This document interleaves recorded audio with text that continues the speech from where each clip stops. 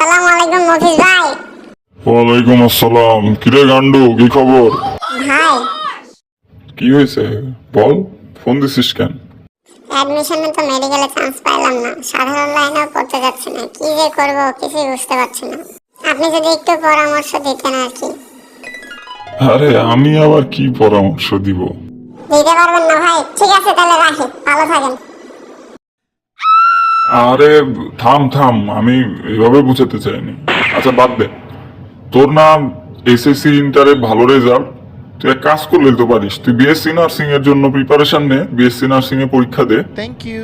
Nursing? Nursing এ পড়ে কি করব ভাই? নার্সিং এ পড়লে তোকে আর কিছু করা লাগবে না, নার্সিং ই তোকে সকাল বিকাল করবে। মানে ঠিক বুঝলাম না ভাই, কি বুঝাতে চাইলেন?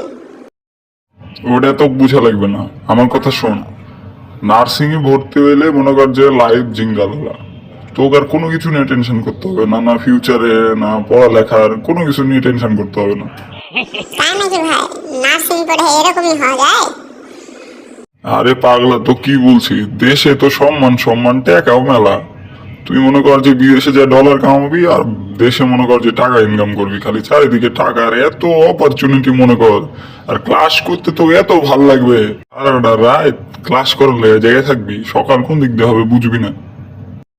ওরে ভাই, এত মজা আগে তো জানতুক না। তার কি বলছি, আমার দেখ, আগে তো মফিজ ছিলাম, এখন আমি যুগের মফিজ।